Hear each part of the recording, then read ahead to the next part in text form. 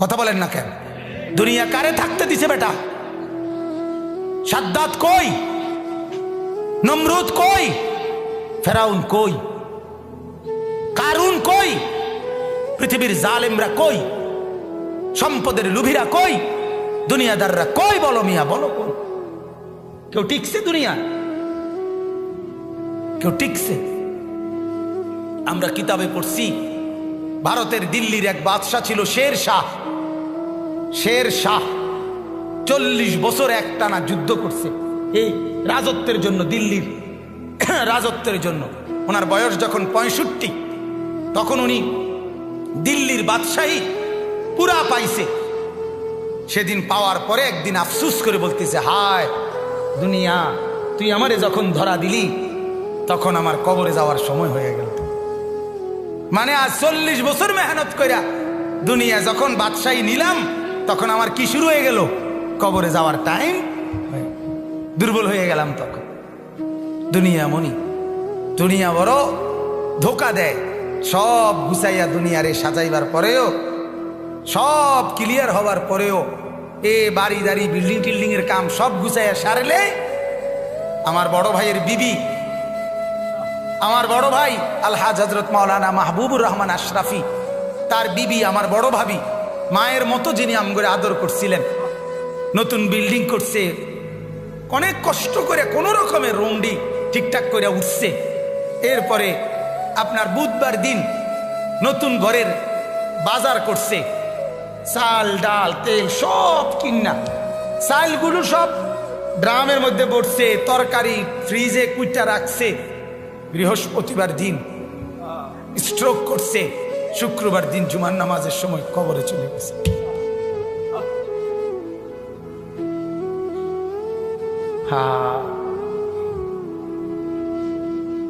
আগামীর পৃথিবী, আগামীর সামনে দাজ্জাল বাজান, আগামীর সামনে দাজ্জাল। দাজ্জাল দেখা যায়, দাজ্জাল দেখা যায়, কিয়ামত দেখা যায়। ইকতারাবা লিন্নাসি হিসাবুহুম, আল্লাহ বলে হিসাবের সময় কাছায় গেছে বান্দা। ইকতারাবাতিস সাআ, আল্লাহ বলে কিয়ামত ঘনায় গেছে বান্দা। আরে যিনি বানানেওয়ালা তিনি বলতেছে, ও আমার বান্দা, আমি না বলছি এই নবী শেষ নবী, এই কিতাব শেষ কিতাব, এই দিন শেষ ধর্ম, আর দিতাম না রে। এরপরে তো আমার সংসার আমি গুছাই এলাম, তাহলে কিসের অপেক্ষা করছেন? আল্লাহ যখন বলবে এই জাহান্নামী, আর কোনো কথা বলতে পারবি না, সাথে সাথে জাহান্নামের আযাবের, জাহান্নামীর গলার আওয়াজ, কথার শব্দ বন্ধ হয়ে যাবে। এরপরে আর কোনো শব্দ জাহান্নামী উচ্চারণ করতে পারবে না। আরো জঘন্য কথা আছে, তাফসীরে মারিফুল কোরআন লিখছে, এরপরে জাহান্নামী কুত্তার মতো ঘেউ ঘেউ করবে, কুকুরের মতো শুধু ঘেউ ঘেউ। বিশ্বাস করেন, সেদিন কিয়ামতের দিন তোমাদের পুরা জিন্দেগির আমল ওজন হবে। এই কথাটা বান্দা আমি আবারও বলছি, এটা আল হক, এটা কিন্তু বাস্তবেই আসলেই সত্য কথা। এটা আসলেই কি আমরা অনেক সময় বলি না, হুজুররা আসলে, হুজুররা কয় যে আসলে যত কয় অত না, যত কয় অত না। এমন বুদ্ধিমান আছে না, কথা বলেন না। আরে বেটা, এই বর্তমান জীবনে দুনিয়ায় হুজুরের সব কথা ধরলে চলতে না। আরে ডাকায় তো, তাহলে তুই যদি চলতি নাই পারস, তাইলে তোর তো আল্লাহ তাআলা দুনিয়াত ফাটাইতো না। সব ধৈর্য আল্লাহর কথা চলতে পারবি দেখেই তো আল্লাহ তোমার দুনিয়াত ফাটাইছে, ঠিক কিনা বলেন নাকি? আল্লাহ তো বলছে আমি বান্দার উপরে সাধ্যের অতিরিক্ত কিছুই চাপাইয়া দেই নাই, জুলুম আমি করতেই পারি না। আল্লাহ জুলুম করতে পারে? কথা বলেন না কেন? তো ইন্নাল্লাহা লা ইয়াযলিমু মিসকালা যাররা, আল্লাহ তাআলা তো এক যাররা পরিমাণও জুলুম করতে পারে না। তো তুমি এটা কি কইলা? তুমি এমনি কেমনে বললে?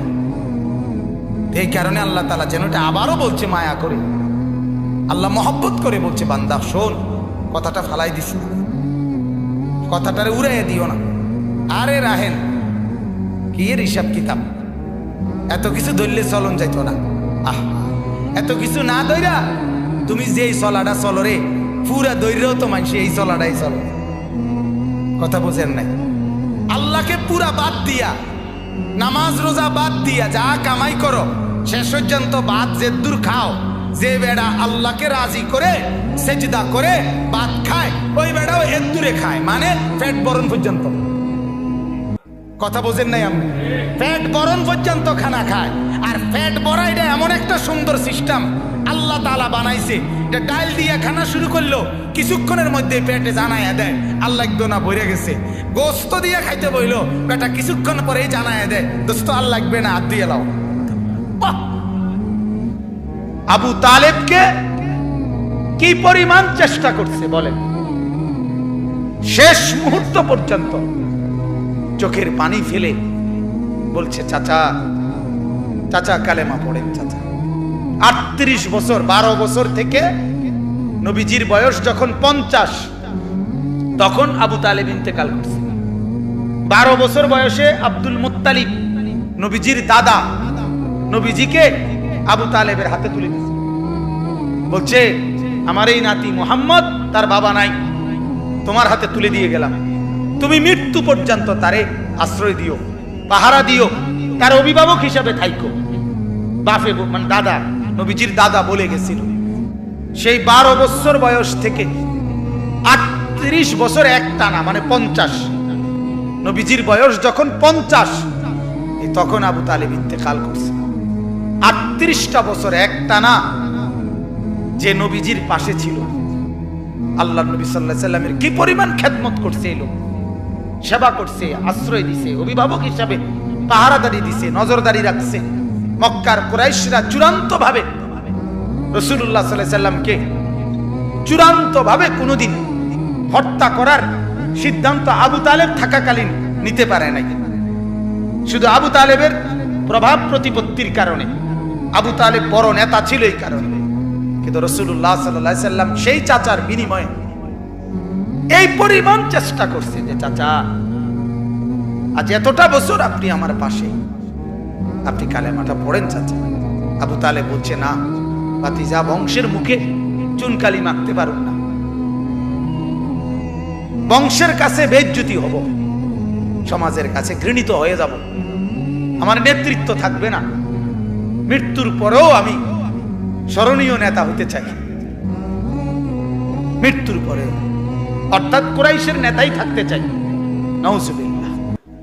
আল্লাহর নবী সাল্লাল্লাহু আলাইহি সাল্লাম তখন বলছে চাচা এক কাজ করেন তাইলে, কানে কানে বলেন, কানে কানে কালেমাটা কানে কানে শুনান, আমি কসম করছি আমি হায়াত থাকাকালীন জগতের কাউরে কোনোদিন বলবো না আপনি যে ঈমান আনছেন, শুধু হাসরের মাঠে আমার আল্লাহর সামনে সাক্ষী দেব আমার চাচা ঈমানদার ছিলেন।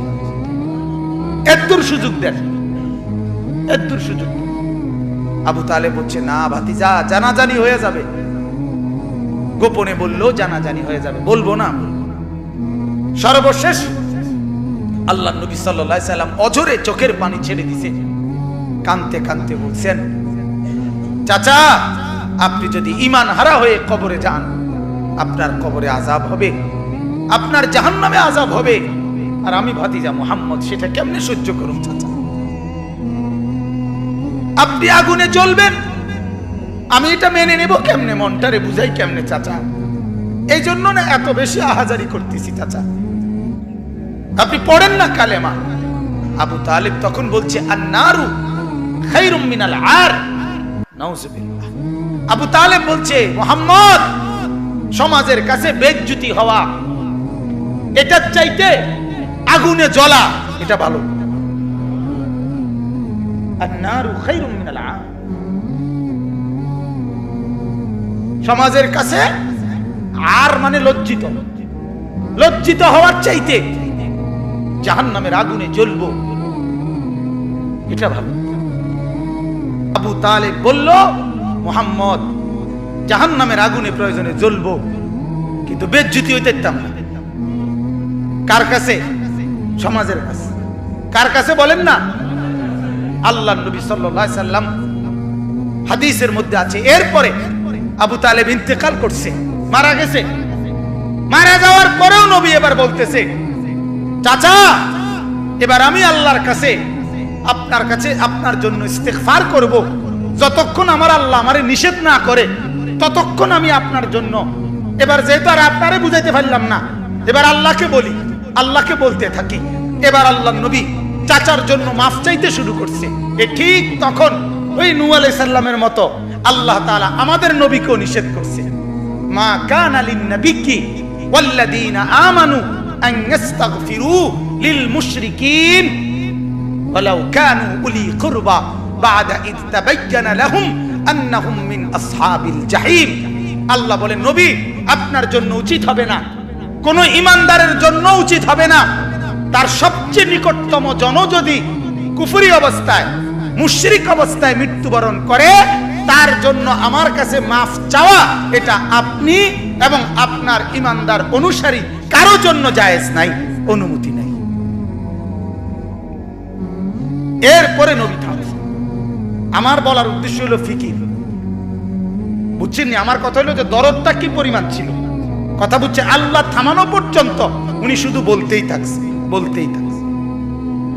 হাদিসের মধ্যে আছে, বাপ আল্লাহর নবী বলছে, যখনই জমিনে কোনো বান্দা নাফরমানি করে তখন ওই জমিনের ওই বান্দার পায়ের নিচের মাটিটা, জমিনটা আল্লাহর কাছে আবেদন করে, আল্লাহ আল্লাহ আমার একটু সুযোগ দাও, আমি একটা শুধু গড় দেমু, আমার নিচের মাটিটা উপরে উঠামু, উপরের মাটি নিচে নামামু, শুধু ওই লোকটা যেরকম বিছনায় এপাশ ওপাশ করে আমি আমার জমিনটাকে একটু এপাশ ওপাশ করবো, আমার নিচের মাটি তুলবো, উপরের মাটি নিচে নামাবো, আল্লাহ এরে নিয়া আমি শুধু একটা উল্টানি দিতে চাই, তুমি আমার অনুমতি দাও। রব্বুল আলামিন তখন বলে ওই জমিনকে, না তুই এমন করিস না, ও যে আমার বান্দা, ওরে না আমি বানাইছি, আরে আমি বানাইছি,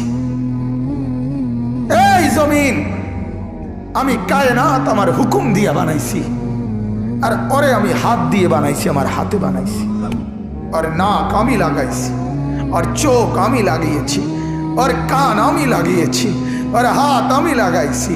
আরে আমি সেই মাওলা যে মাওলা কুন বললে ফায়াকুন, যে মাওলা ভ বললে হয়ে যায়।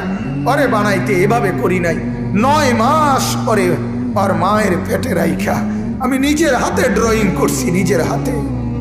একবার নাক লাগাইয়া 100 বার দেখছি, ঠিক মতো হয়েছিনি। একবার চোখ লাগাইয়া কুটিবার দেখছি, ঠিক মতো হয়েছিনি। এইভাবে 9 মাস আমি তারে যত্ন করে সাজিয়ে, সুম্মা আনশানাহু খালকান আখার, আমি তারে এক মানুষ বানিয়ে এরপরে মায়ের পেট থেকে আমি বের করেছি। যাকে আমি এত যত্ন করে বানাইছি রে, তারে এত অল্পতে কেমনে মেরে ফেলি? না তুই একটু ক্ষান্ত হ, দেখি না ও তওবা করে কিনা, ও ফিরে আসে কিনা, দেখি না।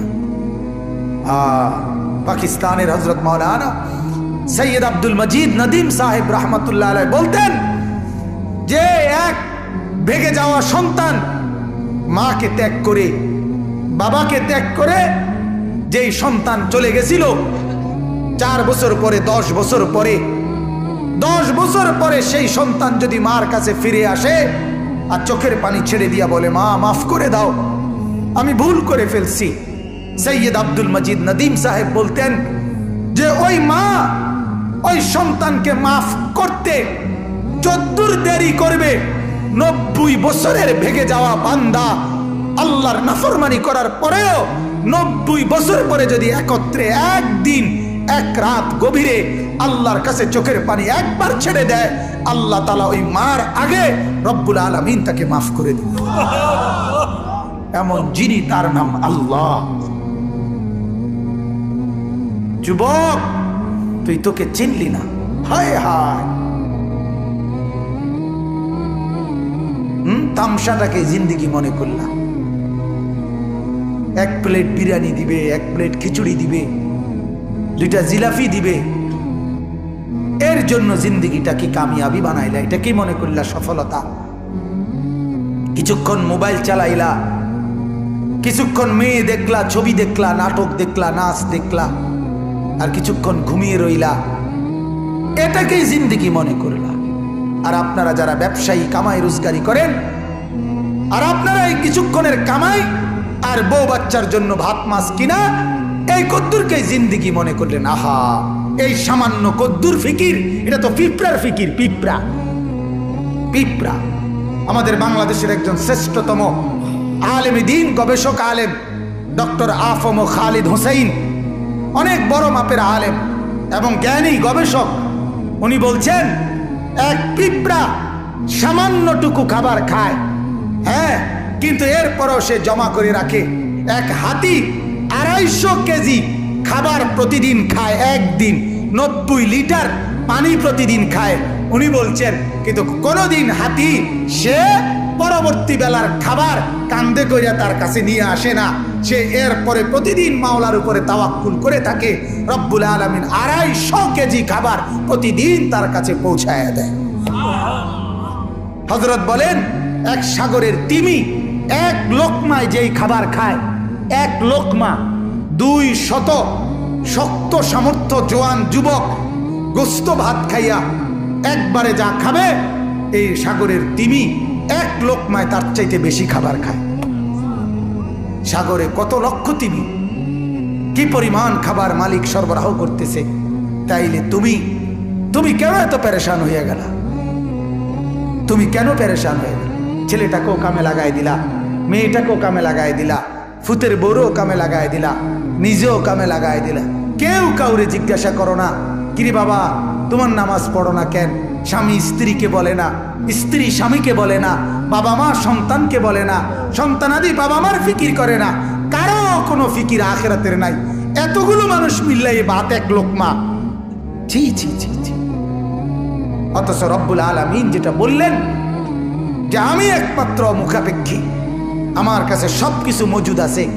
তুই বান্দা চাইলে তুই একজন না, লাউ আন্না আউওয়ালাকুম ওয়া আখিরাকুম ওয়া ইনসাকুম ওয়া জিন্নাকুম ওয়া যুকুরাকুম ওয়া উনুসাকুম, আল্লাহ বলে তোদের প্রথম ব্যক্তি, শেষ ব্যক্তি, পৃথিবীর শুরু এবং শেষ সব লোক যদি একত্রিত হয়, পুরুষরাও নারীরাও ছোটরাও বড়রাও মানুষরাও জিনরাও যদি একই মাঠে জমা হয়ে আমার কাছে যার যা লাগবে তা চায়, আল্লাহ বলেন লা আতাইতু কুল্লা ওয়াহিদিন মাসআলাতাহু, সবার চাওয়া আমি ওইখানে রাখকেই পূরণ করে দেব।